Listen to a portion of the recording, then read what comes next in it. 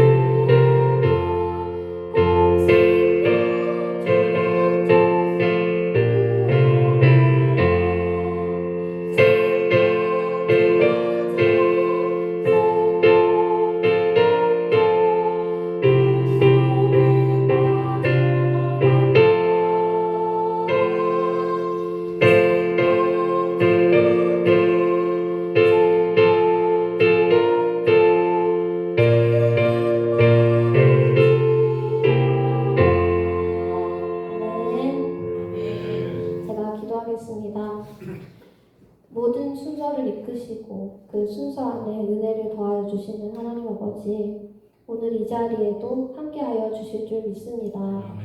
하나님, 저를 통하여, 제 입술을 통하여 말씀하시고자 하는 것을 전하시고 또 우리 듣는 성도님들의 마음밭도 옥토밭이 되게 하여서 총 4명의 인도자가 있었던 이 기도회를 하나님 마지막을 정말 큰 은혜로 장식하여 주시고 이 기도에 출석한 모든 성도님들에게 축복을 더하여 주시옵소서. 예수님 이름으로 기도합니다. 아멘. 샬롬. 제3회 영혼을 살리는 기도회에 오신 성도님들을 환영하고 축복합니다. 오늘 제가 이끌어갈 말씀의 제목은 나는 누구의 증인인가 입니다. 왜 이런 제목을 택했는지 궁금하실 텐데요. 그리고 제 말씀을 들으시면서도 왜 제목이 나는 누구의 증인인가일까? 라고 생각하시게 될 겁니다. 그리고 계속 궁금해 하시면서 들으셨으면 좋겠어요. 그리고 저와 천천히 호흡을 맞추면서 같은 영 안에서 함께 은혜 받으시길 다시 한번 축복합니다.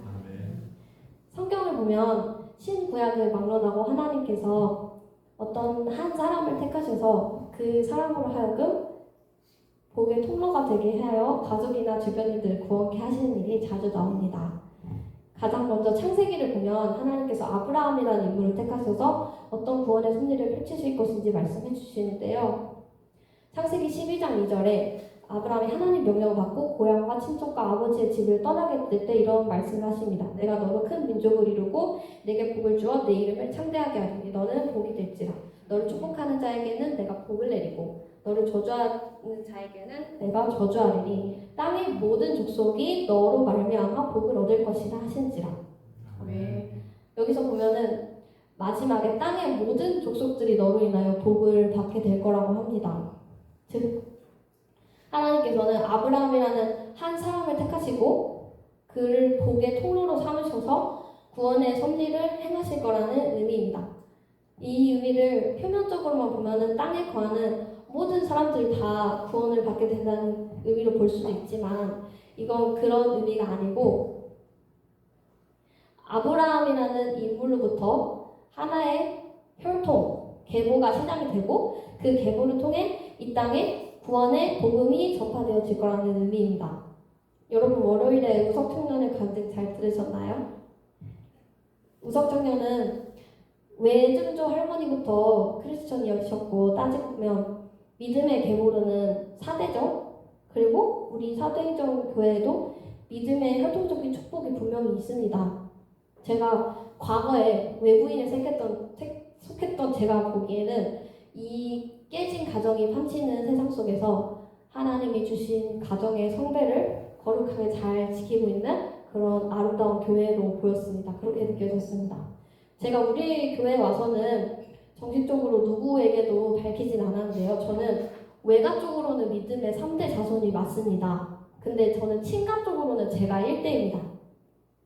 나중에 친할머니, 친할아버지가 돌아가실 때는 예수님을 영접하고 돌아가시긴 하셨지만 엄연히 말하면은 친가 쪽에는 믿음의 유산이 하나도 없었고요. 제사도 여전히 지냈고요. 명절에 가족끼리 모이면 술 먹고 깽판 나고 싸움 나고 다툼이 난무했고요.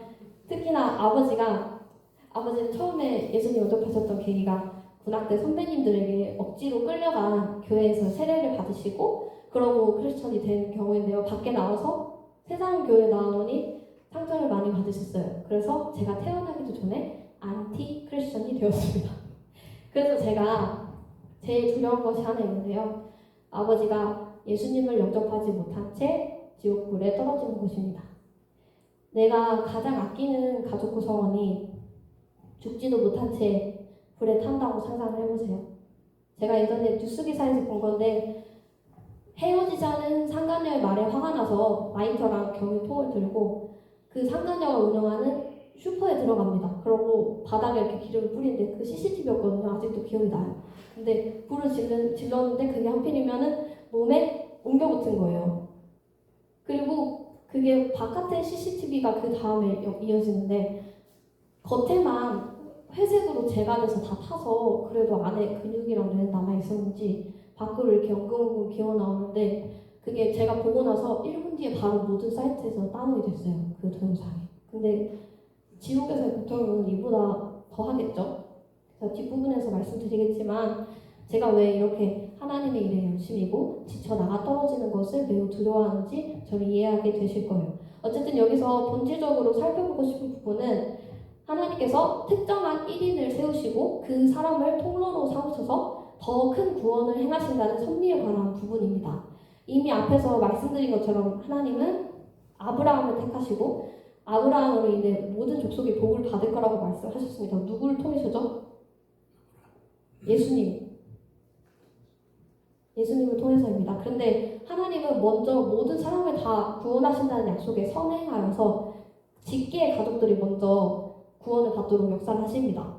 창세기 13장 8절에서 13절에 보면 아브라함과 그 조카 롯이 땅을 나누는 상황이 나오는데 롯은 자기 눈에 좋아 보이는 소돔 땅을 택하고 아브라함은 그 반대 지역으로 가서 정착하는데 정작 좋아 보이는 소돔 땅에 갔더니 온갖 죄를 다 저지릅니다. 그래서 하나님은 결국 그 땅에 불심판을 내십니다.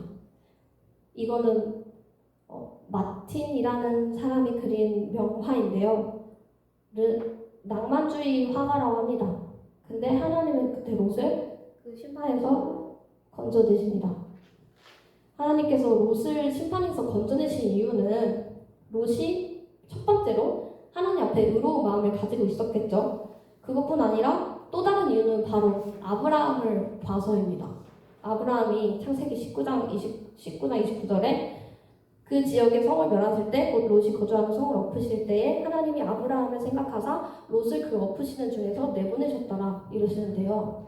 롯이 그 소돔 사람들 악행에 동참하지 않았던 것도 있지만 아브라함의 가족이었고 실제적인 아브라함이 기도를 통한 구함이 있었기 때문에 그 아브라함을 생각해서 롯을 심판 중에서 건져주신 거예요. 여기서 알 수 있듯이 하나님께서 구원의 섭리를 행하실 때 특정한 1인을 세우시고 그 사람 덕분에 그 주변이 구원받는다는 것은 그만큼 통로가 되는 인물이 하나님 앞에 의로운 사람이라는 것 때문입니다. 이 사람 누군지 혹시 짐작이 가시나요? 이 고관들이 잡으러 왔을 때에도 다니엘 맞습니다. 또 창세기 6장 9절에 보시면 노아가 나와요. 노아는 그때 의인이자 당대의 완전한 자라고 하고 하나님과 동행했다는 평가를 받고 있죠. 근데 이런 노아를 통해서도 하나님 똑같이 구원을 행하십니다. 6장 17절 18절에 보면은 홍수를 일으키고 다 멸절할 테니 너는 너와 네 가족들은 다 방주로 들어가라 이렇게 말씀을 하십니다. 노아의 7 식구들이 홍수 심판으로부터 구원받을 수 있었던 이유는 방주를 지을 때 그 가족들이 불평불만하지 않고 노아의 말에 따라서 방주를 짓는 일에 동참했기 때문입니다. 이 사진은 켄터키주의 실제 성경에 나오는 그 몇 규빗대로 똑같이 지은 건데요. 이거 짓는데 56억이 들었답니다. 그리고 자세히 보시면 여기 사람이 오른쪽에 2명이 있어요. 엄청 큰 거죠. 이거를 지금 가족들끼리 땀 뻘뻘 흘리면서 짓는데 그 주변 사람들이 얼마나 손가락질을 했겠어요. 보시면은 가족들이 다 노아의 지휘 아래에 다 동참하고 있는 모습이 보이는데 더욱이 그 하나님의 앞에 노아가 합당했기도 했기 때문이지만 더욱이 노아의 가족들이 노아의 그 권위 아래에 순종했다는 그 증거를 알 수가 있죠. 하나님은 우리에게 믿지 않는 가족을 어떻게 구원을 얻게 하는지 이미 성경을 통해 말씀하셨고 저에게도 확신을 주셨어요. 이 말씀을 통해서요. 제가 예전에는요 성경을요 어떤 고민이 있어요. 그러면 이렇게 딱 펴요. 그럼 어떤 구절이 눈에 들어와요. 그러면 약간 이게 더 눈에 들어오니까 왠지 이게 나한테 하신 말씀이 아닐까 하는 그런 미신적인 부분도 있었고요. 그리고 우연히 막 벽에 써져 있는 거 뭘 읽었어. 근데 지금 내가 되게 머리가 어지러워. 그러면은 뭐야 지금 나한테 하나님 나 말씀하시는 건가? 그런 게 있었어요. 근데 그게 아니라는 거를 하나님 깨닫게 해주셨어요. 내가 성경을 깊이 읽고 묵상할 때 내 생각이 변하고 가치관이 변해서 그게 마음으로 내려와서 행동으로 나올 때 하나님이 역사하신다는 것을 알았어요. 할렐루야. 우리도 계속해서 성경을 묵상을 해볼까요? 아브라함과 노아 이야기와 같이 한 사람으로 인해 그 가족이 구원받은 경우가 또 하나 나오는데요. Ancient Jericho. 혹시 이게 뭔지 짐작이 가시나요? 제리코가 여리고더라고요. 그래서 여리고 성을 그때 정탐꾼들이 정탐을 했었죠. 그리고 도와줬던 사람 여자 누구예요? 두 글자? 라합이 이스라엘 백성이 여리고 성에 들어오기 전에 라합한테 미리 이렇게 말합니다. 우리가 이 땅에 들어올 때에 우리를 달아내는 창문에 이 붉은 줄을 매고 내 부모와 내 형제와 내 아버지의 가족을 다 내 집에 모으라. 그리고 거리로 나서면 죽을 것이요 우리는 책임이 없다. 그러나 너와 함께 너의 집에 거하는 자를 죽이면 우리가 되려 죽을 것이다 라고 합니다.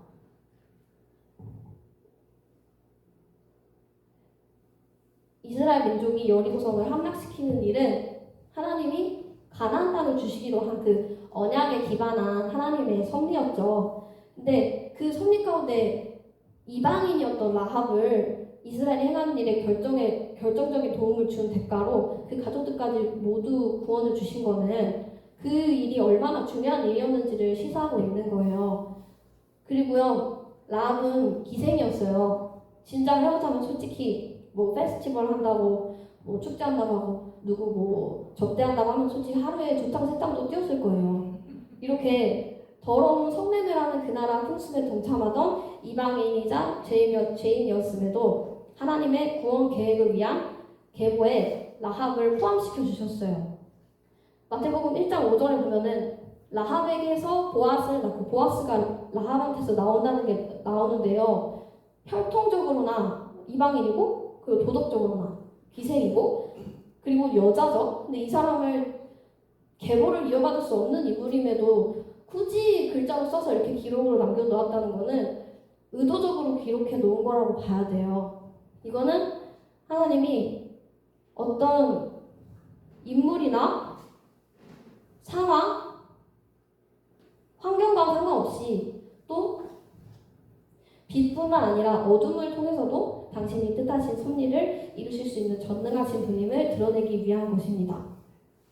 네 번째로 또 성경을 들여다봐 볼 건데요. 직계가족을 위한 직접적인 구원은 아닐지라도 한 사람의 경외함으로 인하여서 그 자손 대대로 영향을 두게 된 대표적인 경우는 바로 누군지 된자리 가시나요?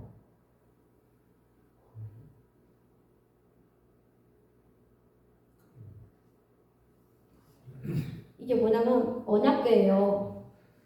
그리고 악단이 이렇게 있죠. 찬양팀이 있습니다. 그리고 신나서 춤을 추고 있어요.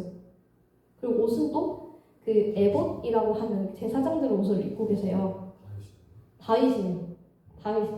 그 사울의 딸 미갈과 결혼해서 이렇게 창피하게 춤을 막 췄다고 미갈이 막 흘겨보다가 결국 미갈은 죽을 때까지 애를 베지 못했죠. 이렇게 다윗은 하나님 마음에 합한 사람이라는 평가를 받고 있죠. 성경에. 다윗의 이 합당한 중심으로 인하여서 하나님은 다윗의 나라가 다윗의 시대로 끝나는 게 아니라 다윗 이후의 자손까지 그대로 이어지게 하십니다. 이거는 다른 이유가 아니고 오직 다윗의 합당함 때문이었어요.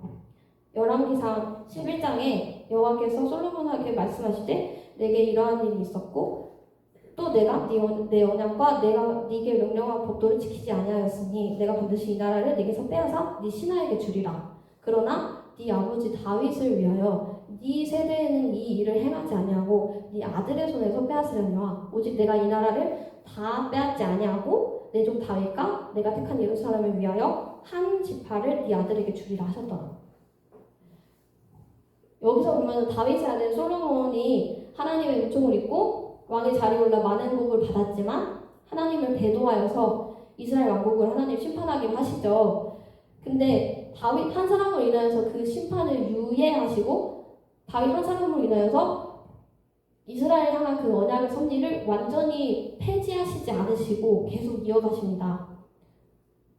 그의 하나님 여호와께서 다윗을 위하여 예루살렘에서 그에게 등불을 주시되 그의 아들을 세워 뒤를 잇게 하사 예루살렘을 경고하게 하셨으니 이는 다윗이 햇사람 우리아의 일 외에는 평생의 여호와 보시기에 정직하게 하고 자기에게 명령하신 모든 일을 어기지 아니하였습니다.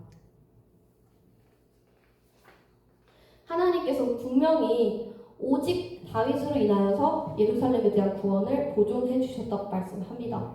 이처럼 이스라엘은 계속해서 솔로몬부터 여러 밑에 왕들이 막 번역하고 다시 또 하나님 섬겼다가 또 거역하고 섬겼다가 이렇게 반복을 하죠. 근데 그럴 때마다 심판을 하시긴 하세요. 심판의 보응을 행하시면서도 결정적으로는 그 민족에 대한 언약적인 지위를 폐하지 않으십니다. 누구 때문에요? 바로 다윗 한 사람 때문에. 사도행전 10장에 보면은 아까 최정 지사님이 고넬료라 가지고 좀 놀랐는데 이 고넬료에 대해서 이렇게 말씀합니다. 가이사랴에 고넬료라는 사람이 있으니 이달리아 혹시 어딘지 아시죠? 이탈리아는 부대라는 군대의 백부장이다. 그가 경건하여 온 지방과 더불어 하나님을 경외하며 백성을 많이 구제하고 하나님께 항상 기도하더니 고넬료는 비록 이탈리아 이방인 신분이었지만 경건한 마음으로 본인뿐만 아니라 온 집안이 하나님을 경외하고 하나님께 항상 기도했다고 말씀합니다. 고넬료가 하나님을 경외하고 항상 기도했다는 것은 아직 예수 그리스도의 복음은 몰라요. 그리고 아는 하나님이 구약의 하나님일 뿐이에요. 근데 신앙의 근간이 아무리 구약의 하나님에 있었다 하더라도 그 중심에 하나님을 경외하는 마음이 있었기 때문에 하나님은 고넬료에게 예수 그리스도를 통한 구원의 계획을 열어주셨어요. 결국 하나님을 경외하는 고넬료 한 사람으로 인해서 고넬료의 온 집안이 마찬가지로 하나님을 경외하게 되었고, 하나님은 시몬 베드로를 보내주셔서 고넬료 집안이 구원받도록 은혜로 역사해 주십니다. 이 상황은 지금 뭐냐면, 이 시몬 베드로가 유대 신앙인들과 예루살렘 교회에 가가지고 목욕한 거를 지금 얘기를 하고 있는 거예요. 지금 이 상태가 오순절에서 성령을 받은 지 얼마 안 된 상태거든요. 근데 시몬 베드로도 환상을 보고 고넬료도 환상을 둘이 똑같이 본 거예요. 그래서 그 고넬료에게 예수님을 복음을 전달할 때에 받았던 성령이 우리가 오순절에서 받았던 성령과 동일하더라. 그래서 그들이 누구예요? 유대인들이죠. 그들이 이 말 듣고 잠잠하여 하나님께 영광을 돌려 이르되 그러면 하나님께서 이방인에게도 생명 얻는 회개를 주셨도다 하니라. 이렇게 말합니다. 그리고 또 이 가족 구원에 대해서 말씀을 계속 찾아보았는데요. 이 말씀이 있더라고요. 믿지 아니하는 남편이 아내로 말미암아 거룩하게 되고 믿지 아니하는 아내가 남편으로 말미암아 거룩하게 되나니 그렇지 아니하면 너희 자녀도 깨끗하지 못하니라. 그러나 이제 거룩하니라. 이게 단지 남편과 아내만 서로 거룩해질 수 있다고 한정해서 말하고 있는 게 아니고, 그리고 불신자랑 결혼해도 괜찮다는 그런 의미가 아니고, 이 말씀은 한 가정에 믿는 사람이 있다면 그 한 사람의 기도와 헌신으로 가족이 구원받을 수 있다는 구원의 원리를 말씀하고 있는 구절입니다. 가족 중에 한 사람이 구원받으면 전체가 다 자동으로 구원받게 되는 게 아니라 가족 중에 한 사람이 구원을 받아요. 그러면은 그 가족 안에 복음이 흘러 들어가서 구원받을 수 있는 영적인 범위 아래에 들어온다는 원리입니다. 그렇게 되면은 이 가족 구성원들이 이 복음에 노출될 수 있는 은혜의 영역 아래에 들어와 있게 되고, 그 사람의 영적인 영향력이 가족 내에서 크면 클수록 가족 구성원들이 구원받을 가능성도 커지게 됩니다. 그게 아빠가 됐든 엄마가 됐든 자녀가 됐든 그 사람이 하나님 앞에 합당한 중심으로 주님의 인도하심을 따라서 나아간다면, 기도와 간구로 나아간다면 하나님 반드시 그 가족을 구원으로 인도해 주실 줄 믿습니다. 당장은 아닐지라도 제가 아까 아버지 얘기를 했는데요. 제가 기도를 굉장히 많이 했겠죠. 지금 기도한 지 기억이 7살 때부터 난다고 하면은 지금 기도한 지 23년 됐겠네요. 23년 됐어요. 제가 제 아버지를 위해서 한 기도와 헌신은 반드시 주님이 뜻하실 때 결실을 맺게 된다고 저는 확신합니다. 할렐루야. 그래서 혹여나 가족 중에 믿는 사람이 나 혼자뿐이거나 죽어도 교회 안 나오는 가족 구성원이 있다면 가족 구원을 위한 그 진실함과 간절한 마음이 무뎌지거나 커지지 않도록 기도하는 게 가장 중요하다고 생각을 하고요. 왜냐하면 사람이기 때문에 목적을 잃어버리고 지치거든요. 그 다음에는 포기하지 말고 끝까지 주님이 뜻하실 때 반드시 역사해 주실 줄 계속해서 믿는 것이 두 번째로 중요하다고 생각합니다. 그리고 무엇보다 그런 기도가 주님 앞에 상달되기 위해서 하는 본질적인 전제는 내 삶 가운데 언제나 주님과 동행함으로 주님의 뜻과 다른 방향으로 나아가지 않는 것이 되겠죠. 내 기도가 하나님 앞에 상달되지 못한다면 가장 큰 이유는 내가 죄를 죄로 여기지도 않는 상태에서 무언가를 위해 자꾸 주세요 간구하기만 할 뿐이고, 삶 자체를 내가 주인 되어서 내가 원하는 삶을 살고자 내 로망을 실현하고자 하면서 무언가를 얻기만 위해서 간절히 기도하는 경우입니다. 그래서 저는 기도 제목이 정말 딱 하나인데요. 뭐 많겠죠. 뭐 건강하게 해주세요. 뭐 잘 풀리게 해주세요. 근데 저는 솔직히 그런 거 다 필요 없어요.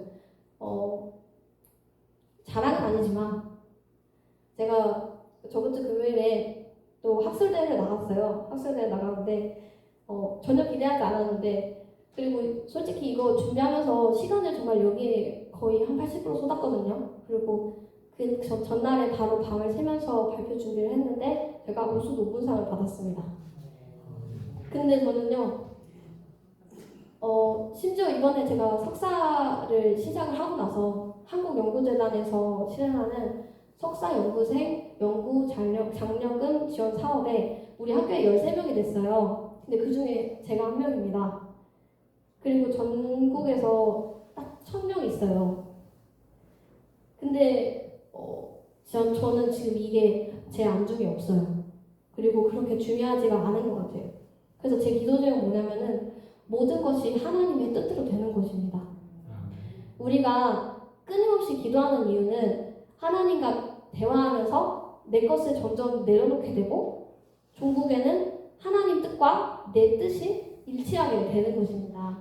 특별히 지금 같은 말세 때에는 가족이 다 주님 안에서 믿음을 지켜내며 사는 경우보다 가족 중에 일부 또는 가족 중에 나 혼자서만 외롭게 믿음을 지켜내는 분들이 더 많습니다. 더 나아가서 이런 경우에는 안 믿는 가족으로부터 핍박도 받고 비난도 받고 믿음을 지켜내는데 어려움을 겪게 되는 경우도 많습니다. 솔직히 과반수가 안 믿으면 가족 안에 일어나는 행사나 문화 자체가 비기독교적으로 나아가기 때문에 믿음 지키기가 정말 힘들어요. 디모데후서 3장 12절에 보면은 이 그리스도 예수 안에서 경건하게 살고자 하는 자는 박해를 받게 된다고 말씀합니다.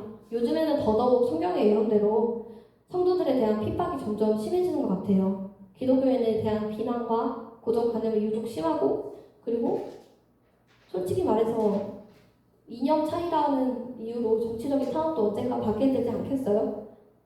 목사님께서 말씀하신 WCC 그리고 NCCK 우리 합동교단이 1970년대에 이 NCCK를 가입하지 않겠다고 해서 통합교단과 갈라진 거 아시죠?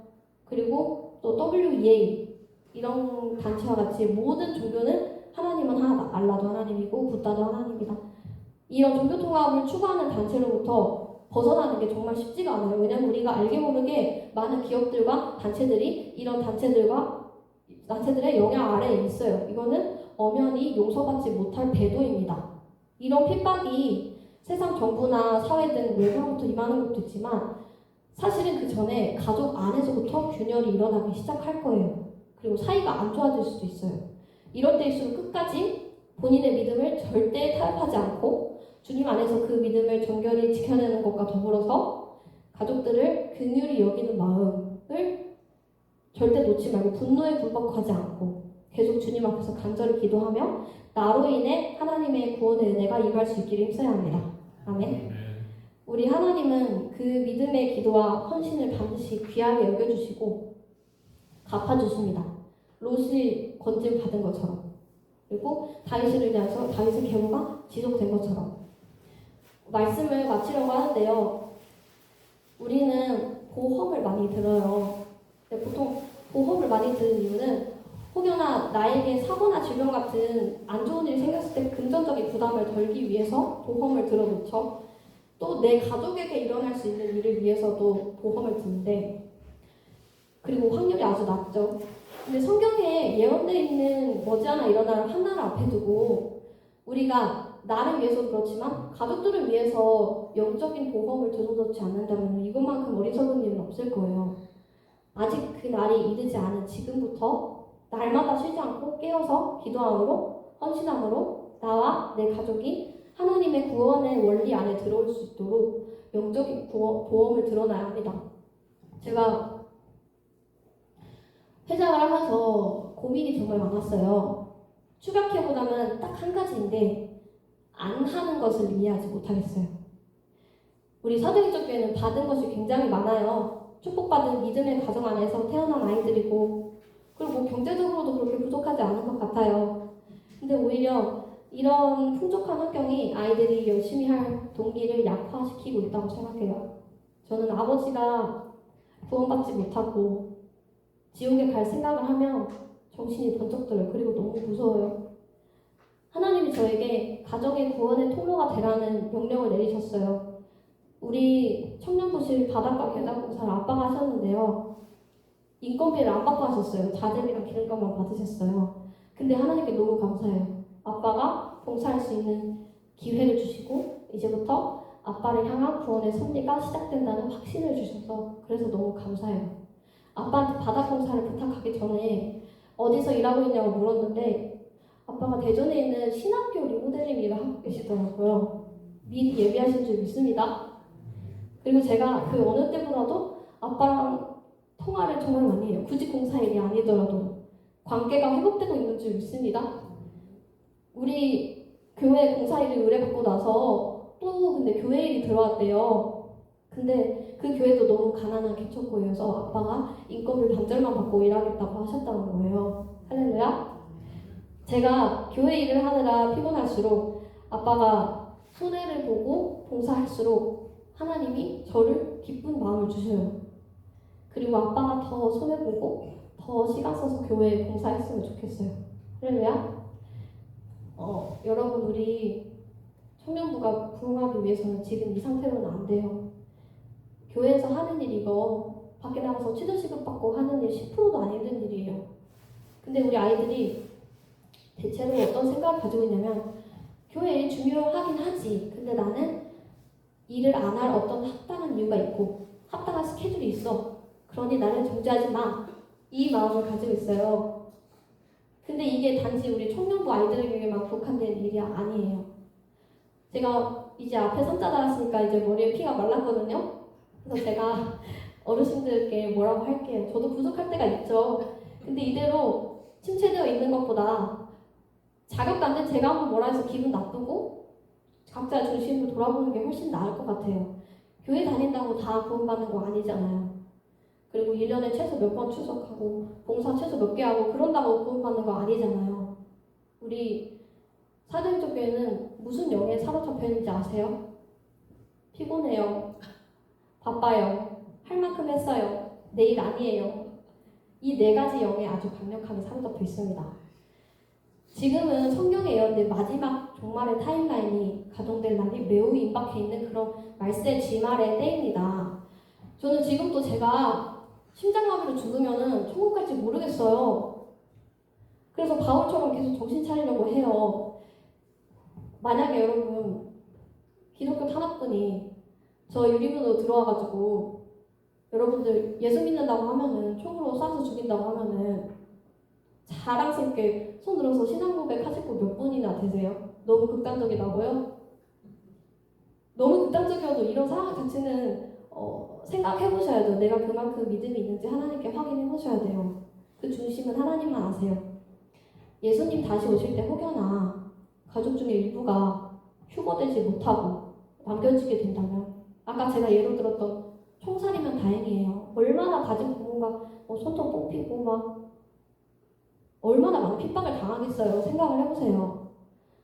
아브라함의 중보로 인하여 조카 롯이 구출함을 받았던 것처럼 나의 기도의 중보를 받은 가족들이, 나의 구역원들이, 또 청년부가, 교회가, 나라가, 전 세계 사람들이 그제라도 돌이켜 회개하고 구원받는 일이 일어나도록 계속해서 기도해서 주님의 구원이 이들에게도 임할 수 있기를 소망합니다. 말씀 제목이 뭐였죠? 난 누구의 증인인가? 여러분 내 가족 구원의 증인이 되세요. 내 친구 구원의 증인이 되세요. 내 학교와 직장 구원의 증인이 되세요. 네, 찬양을 할 건데요. 불을 다 꺼주세요.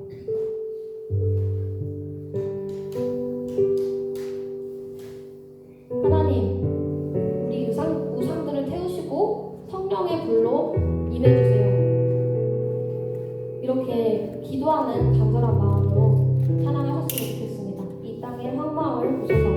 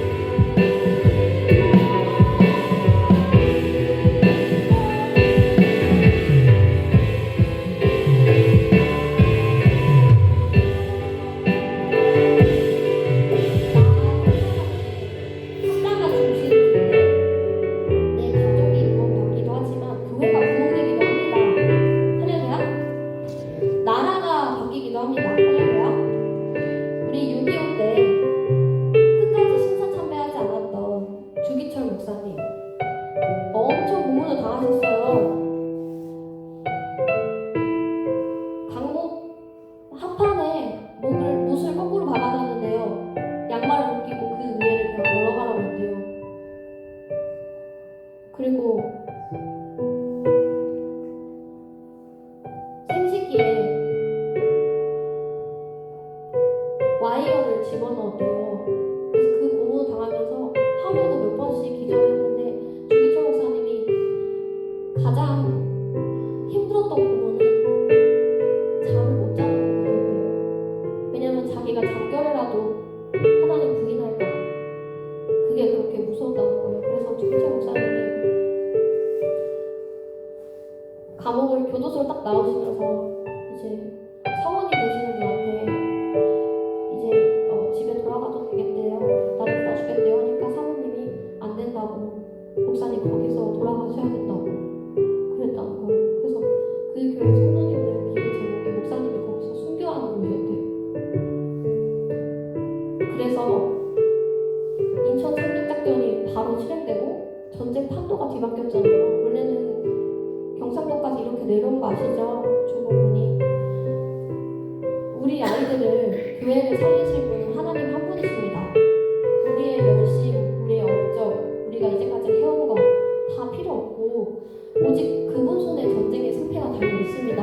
우리 주변에서 일어나는 일들은요, 영적 전쟁의 결과가 아닌 것이 하나도 없어요. 모든 것이 다 영적인 세계의 그림자예요. 그래서 더 기도해야 됩니다.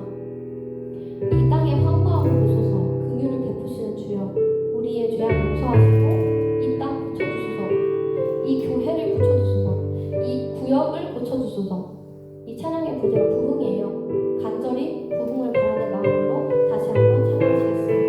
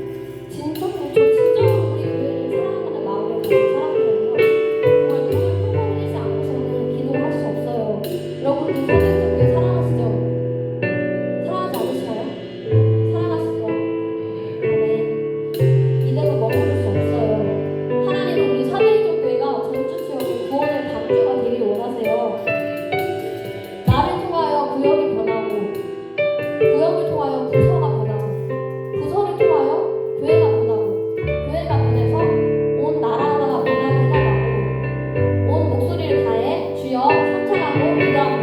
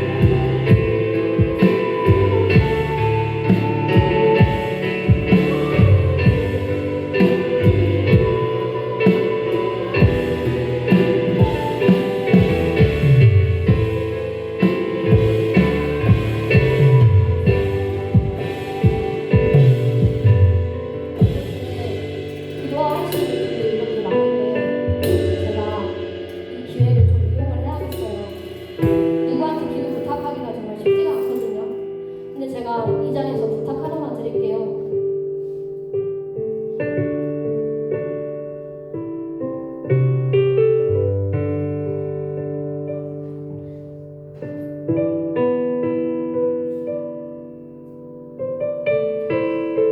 저희 아빠를 위해서 다 같이 기도하는 시간을 가졌으면 좋겠어요. 아버지에 관해서 몇 가지 말씀을 드릴게요. 아빠 프라이버시 걱정을 했는데 지금 당장 지옥불에 떨어지게 생겼는데 지금 그게 중요한 게 아닌 것 같아요. 아빠는 65년생이시고요. 성함은 배지한입니다. 키가 173, 몸무게가 58kg예요. 그래서 사실 언제 돌아가실지 모르겠어요. 하루에 술을 2병 드시면 잠이 오신대요. 그리고 아침, 점심은 기사 식당에서 백반 먹고 저녁은 열무김치랑 술 2병을 드세요. 그리고 하루에 담배 한 갑 반을 피시고요. 제가 해외여행 가서는 비행기에서 담배 못 핀다고 안 간대요. 제가 23살 때 아버지랑 연애 끊었었어요. 엄마랑 아빠랑 이미 관계가 망가진 지 오래고 아빠가 술주정이 심하셔서 갈등을 피하려고 암묵적으로 5시 이후에는 통화를 안 하는 게 룰이었어요. 근데 그날만 유독 8시에 통화를 하게 되었는데요. 저도 수험생이었고 존중받지 못한다는 그 분노 때문에 그 말씀하시는 중에 전화를 딱 끊고 문자를 보냈어요. 23년 동안 인간적으로나 경제적으로나 애비 노릇 못한 건 본인이 더 잘할 테고 그런 애비 없어도 나는 잘 살 테니까 이제 그만 괴롭고 싶다. 여기서 부모와 자식이 연을 끊자. 더 이상 연락하지 마라 하고 번호를 이제 차단을 했어요. 그러고 4년이 지나서 이제 사도육전 교회에 오게 됐는데 어느 순간 이대로라면 아빠가 돌아갔을 때 제가 너무 후회할 것 같은 거예요. 너무 땅을 치고 후회할 것 같은 거예요. 그래서 차단을 바로 풀었는데 3일 만에 아빠한테 전화가 왔어요. 만나고 싶다고. 그래서 아빠를 만났는데 이제 작업복 바지만 입던 아빠가 갈색으로 염색을 와이셔츠에 청바지 입은 거를 처음 봤어요. 저한테 잘 보이려고 그렇게 입고 오셨대요. 그래서 보자마자 제가 알아들었어요. 그리고 아빠가 사과를 하셨어요. 애비로서 좋은 모습 보여주지 못하고 거 지난 4년 동안 많이 후회했다. 자존심 하나 때문에 딸이라고 명 끊고 사는 게 무슨 소용인가 싶으셨대요. 그 뒤로 아빠랑 관계가 서서히 회복이 됐어요. 아빠가 근데 하나님과의 관계를 회복했으면 좋겠어요. 군대에서 만났던 그 첫사랑 하나님, 그때 처음 가졌던 신앙. 그렇지만요, 한 번 지쳐 나가 떨어졌다는 건 올바른 신앙만이 아니에요. 그래서 이제부터는 제대로 만나도 제대로 만나서 신앙관을 가져도 제대로 가져서 우리 가정이 제사장으로 세워졌으면 좋겠어요. 기도해 주실 수 있죠? 저희 아빠를 위해서 주여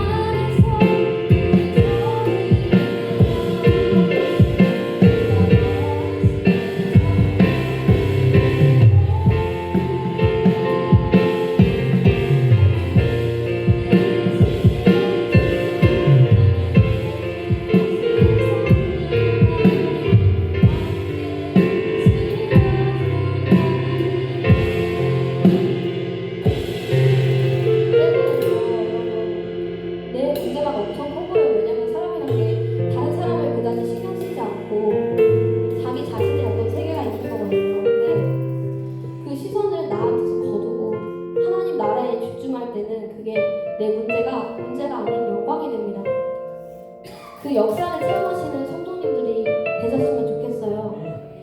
남의 문제를 내 문제처럼 집중하고 기도해주는 공동체가 되기를 소망하시면서 다시 처음부터 찬양하시겠습니다.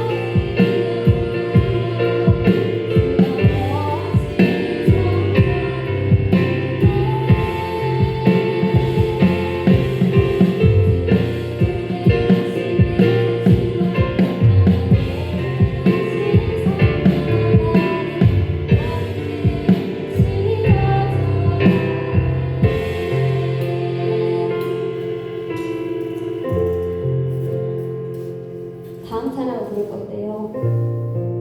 우리 사도행전 교회가 머지않아 부흥의 불길에 휩싸일 줄을 믿습니다. 그러나 부흥을 방해하는 은근 기가 막히게 중요한 사람을 공격해요. 그렇게 기도에 오라고 해도 안 나오는데 이렇게 나오신 여러분들 얼마나 중요한 사람들이에요.